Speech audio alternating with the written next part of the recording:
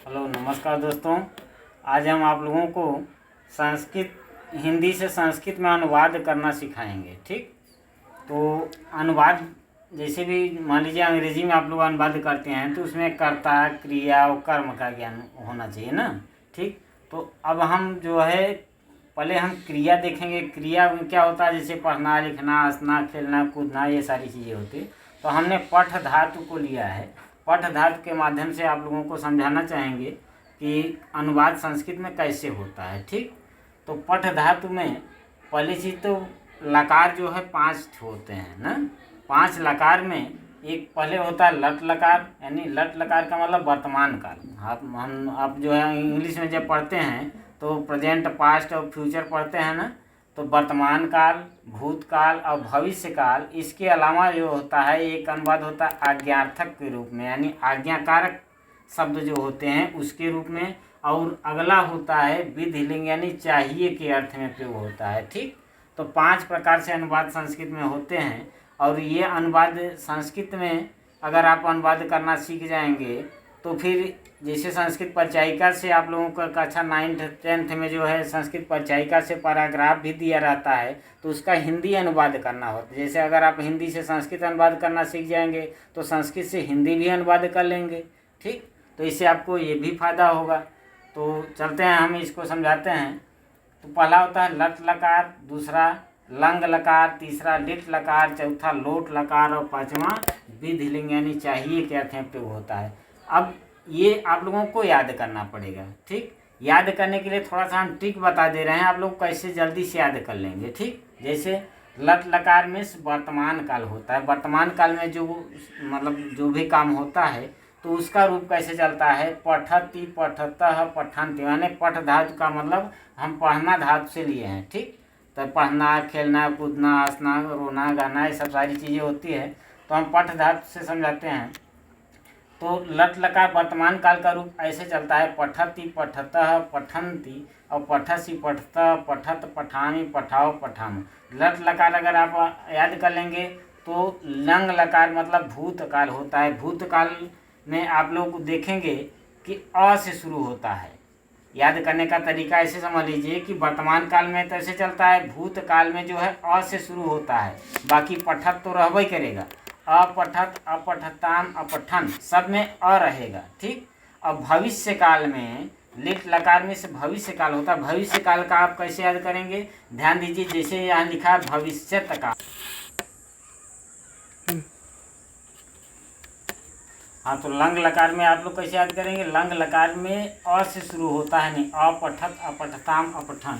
और उसी तरह से लिट लकार में यानी भविष्यत काल है। ठीक, भविष्यत काल में जैसे भविष्यत आधा स और यह लिखा ना, उसी तरह से इसमें भी रूप चलेगा पठिष्यति पठिष्यतः पठिष्य। इतना आप लोग ध्यान देंगे तो ये जो है आपको जल्दी से याद हो जाएगा। ठीक, जैसे भविष्यत काल का रूप चलाना है तो पठिष्यत, और भूतकाल के रूप में अ चलेगा, और वर्तमान काल में पठति पठता चलबे करेगा।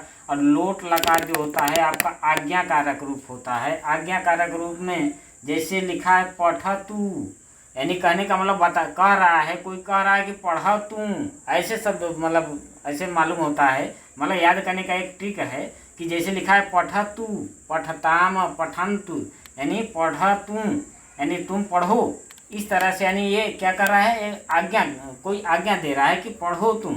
ठीक, और आगे चलते हैं विधिलिंग में।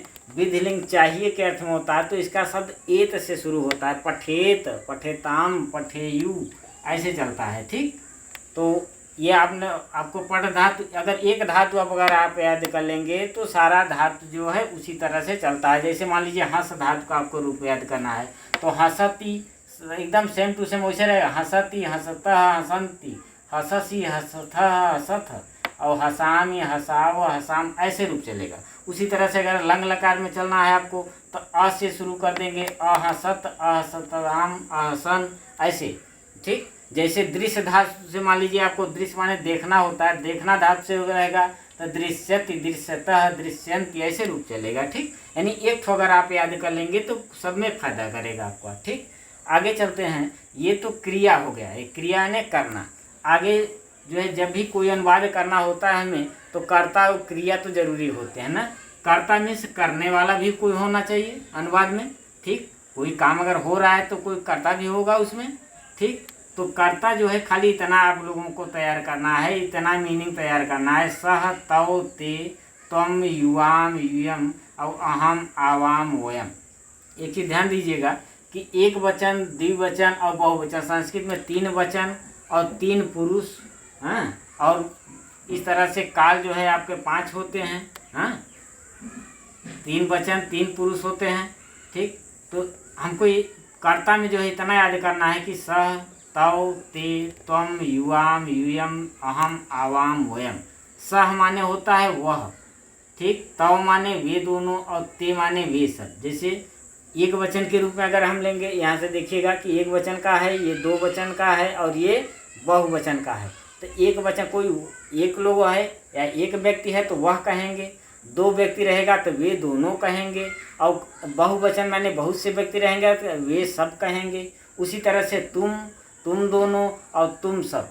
जैसे मान लीजिए मैं, तो मैं मान ले अहम माने मैं होता है, तो हम दोनों द्विवचन में जो है हम दोनों हो जाएंगे और बहुवचन में हम सब हो जाते हैं। इतना तो आप लोगों को ज्ञान होगा, ठीक। अब हम इसका जो है अनुवाद कैसे होगा उसको बताने जा रहे हैं, ठीक। अनुवाद का एक फार्मूला है, सिर्फ एक फार्मूला, बस इतना ध्यान देना है कि जिस पुरुष के जिस वचन का कर्ता होता है उसी पुरुष के उसी वचन की क्रिया होनी चाहिए, ठीक।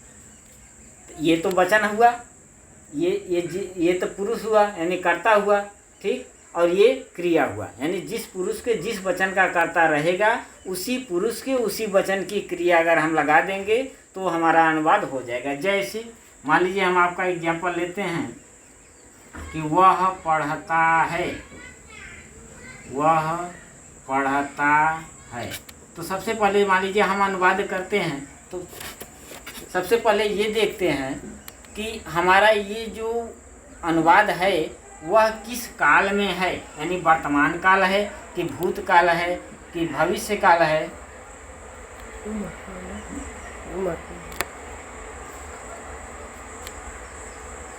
ठीक, हम अनुवाद को देखेंगे पहले, अनुवाद से पता चल जाएगा कि यह किस काल का जो है। जैसे वह पढ़ता है, ये अनुवाद है कि वह पढ़ता है, ठीक। तो हम ये देखेंगे वह पढ़ता है मतलब वर्तमान काल में है, क्रिया तो ये वर्तमान काल की है, तो वर्तमान काल के रूप में हम चले जाएंगे। पहले हम ये देखेंगे वह माने क्या होता है, कर्ता में जाएंगे कि वह जो है ये सह माने वह होता है, तो यहाँ वह की अंग्रेजी संस्कृत लिख देंगे, सह माने वह, पढ़ता है मतलब वर्तमान काल का रूप है, तो इसका मतलब वर्तमान काल में चले जाएंगे हम लकार में। यहाँ हम देखेंगे, हमने फार्मूला क्या बताया कि जिस पुरुष के जिस वचन का कर्ता होता है उसी पुरुष के उसी वचन की क्रिया होनी चाहिए। यहाँ हम देखेंगे कि किस पुरुष के किस वचन का कर्ता है। पुरुष आपका ये प्रथम पुरुष होता है, ये मध्यम पुरुष होता है और ये उत्तम पुरुष होता है, ठीक। और जो स हमने लिखा है किस पुरुष के किस वचन का है, वचन में आते हैं तो एक वचन का है और ये 2 वचन का है और ये बहुवचन का है। तो वह का संस्कृत होता है सह, तो सह हमने लिखा जो, तो सह प्रथम पुरुष की एक वचन का करता है। तो उसी तरह से हम धातु में चले जाएंगे तो प्रथम पुरुष के एक वचन में जाए। पहले तो हमको ये देखना है कि वर्तमान काल का ये अनुवाद है, तो वर्तमान काल में जाएंगे और यहाँ देखेंगे कि अगर यहाँ पर प्रथम पुरुष के एक वचन का कर्ता अगर लगा हुआ है तो प्रथम पुरुष के एक वचन की क्रिया भी लगानी है। प्रथम पुरुष देखिए पुरुष है ना, प्रथम पुरुष के एक वचन में कौन सा आ रहा है, पठती। तो उसी तरह से जिस पुरुष के जिस वचन का कर्ता उसी पुरुष के उसी वचन की क्रिया क्या हो जाएगी, पठती। क्या हो जाएगी, पठती। समझ आ गया। ये वर्तमान काल का रूप। मान लीजिए कोई भूतकाल का रूप है, तो भूतकाल के रूप में हम लेते हैं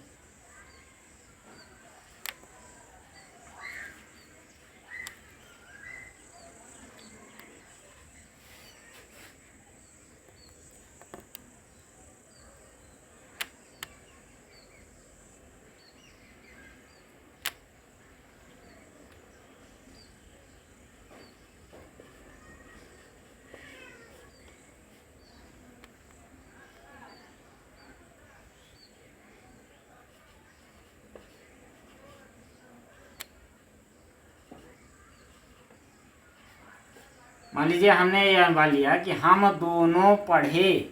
अब आपको ये पता लग रहा होगा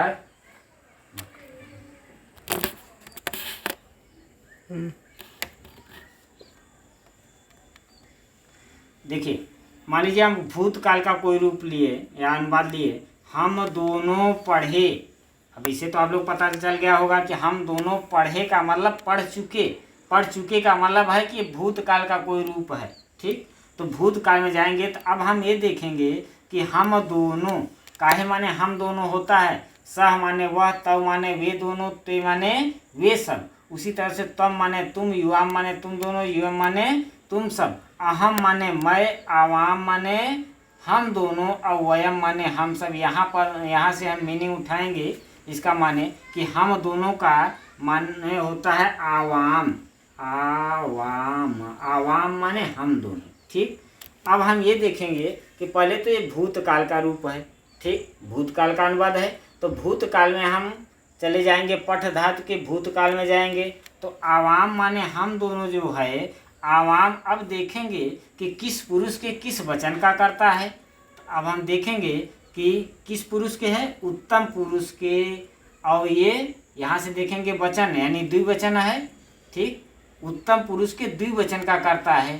ठीक, तो क्रिया भी उत्तम पुरुष के द्विवचन की होनी चाहिए। तो क्रिया में चले जाएंगे, चूंकि ये भूतकाल का रूप है तो क्रिया में ये उत्तम पुरुष के द्विवचन की क्रिया में हम क्या लगाएंगे, अपठाव। क्या लिखेंगे, अपठाव। समझ में आ गया। आगे चलते हैं, लिट लकार यानी भविष्य काल का कोई हम आपको अनुवाद बताते हैं। जैसे मान लीजिए वे दोनों, चलिए हम आज खेलने शब्द का रूप ले लेते हैं ना, खेलेंगे। अब ध्यान दीजिए, वे दोनों खेलेंगे ना, तो खेलेंगे का मतलब ये क्या है, भविष्य काल का रूप है। इसमें भविष्य से संबंधित है। ठीक, ये अनुवाद जो है ये भविष्य काल का है। जैसे वे दोनों खेलेंगे, आने वाले समय में खेलेंगे, यानी भविष्य काल का रूप इसमें चलेगा। अब हम ये देखेंगे कि वे दोनों, काहे माने वे दोनों होता है, सह माने वह, तव माने वे दोनों होता है। देखिए यहाँ पर तव माने वे दोनों। अब हम पकड़ेंगे इसको कि तव जो शब्द है, तव माने वे दोनों जो है, किस पुरुष के किस वचन का करता है। तो ये एक वचन, द्विवचन, ये तो द्विवचन का है, और किस पुरुष का है, प्रथम पुरुष के द्विवचन की करता है। तो क्या लिख देंगे यहाँ पर, तव माने वे दोनों हो गया। ठीक, खेलेंगे। अब क्रीड माने खेलना होता है। हमने पठ धातु को खाली लिखा है, आप लोगों को बताया कि एक याद कर लेंगे तो सब में वही काम करेंगे। अब क्रीडत, क्रीडता, क्रीडन ऐसे चलता है। क्रीड माने खेलना होता है। तो हमें यहाँ क्या देखे हमने कि ये प्रथम पुरुष के द्विवचन का करता है, और यहाँ भविष्य काल का ये रूप है। तो भविष्य काल में चले जाएंगे, प्रथम पुरुष के द्विवचन के कर्ता उठाएंगे तो क्या हो जाएगा, पठिष्यतः। क्या हो जाएगा, पठिष्यतः। ठीक, तो इस तरह से आपका अनुवाद होने लगेगा। ठीक है ना। चलो आगे चलते हैं।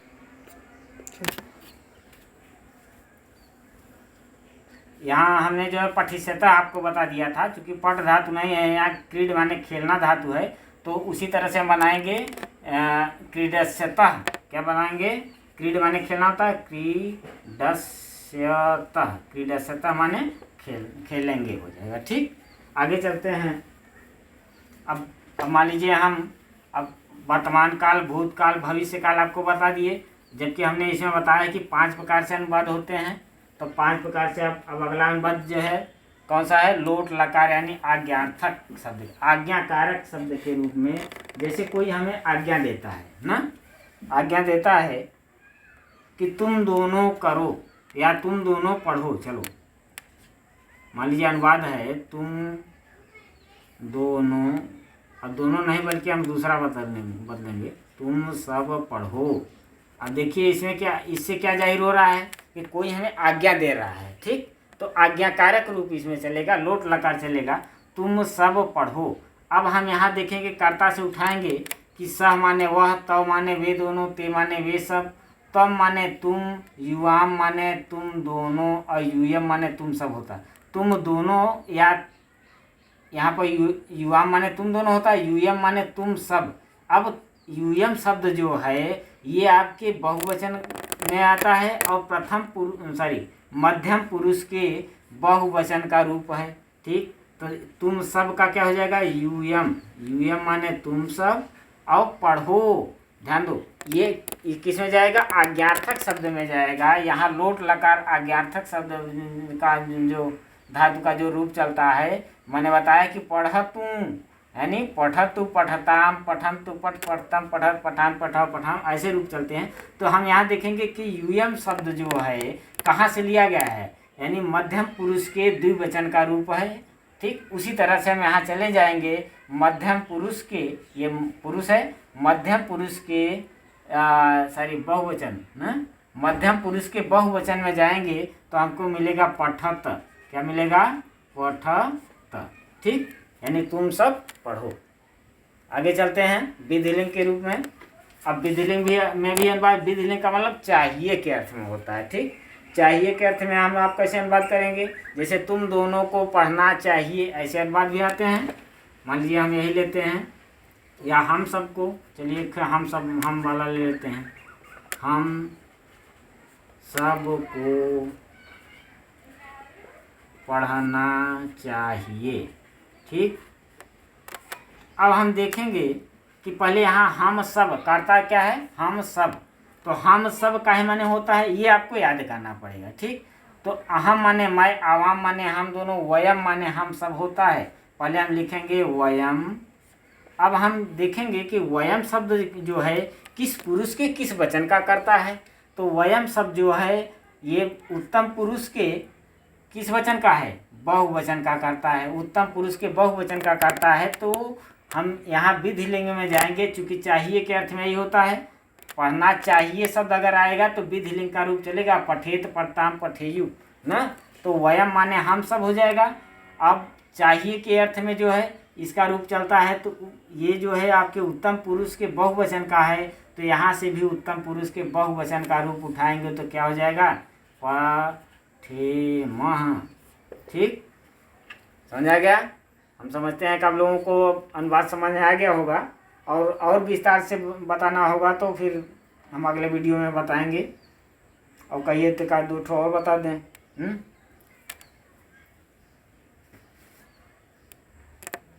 जैसे तुम सबको सोना चाहिए ना, मान लीजिए तुम एक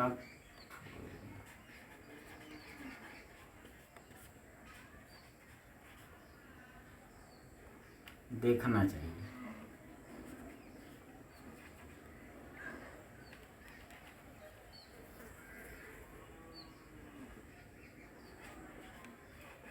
टेलीविज़न देखना चाहिए। मान लीजिए कर्ता क्रिया क्या रहा, कल भी अगर रहे तब, टेलीविज़न देखना चाहिए। ठीक, मतलब अभी तक तो हमने क्या दिखाया कि सिर्फ कर्ता और क्रिया थे। मान लीजिए कर्ता क्रिया के अलावा कर्म भी रहे तब, तो तुम सबको, यहाँ देखेंगे कि तुम सब काहे माने तुम सब होगा, सह माने वह, तो माने वे दोनों, तो माने वे सब, तो माने तुम, युवाम माने तुम दोनों, यूयम माने तुम सब। तो क्या हो जाएगा यहाँ, यूयम माने तुम सब हो जाएगा। तुम सबको टेलीविज़न देखना चाहिए, यूयम। अब यहाँ क्या हो जाएगा, टेलीविज़न का टेलीविज़न लिख सकते हैं आप, टेलीविज़न।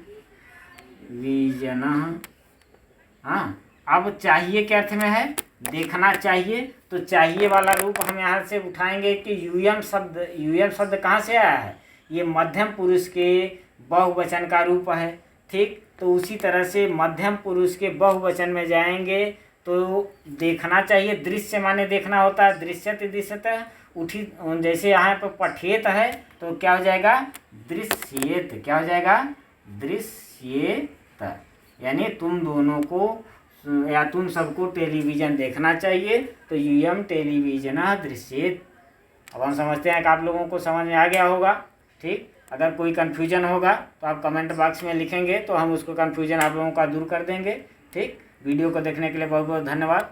नमस्कार दोस्तों।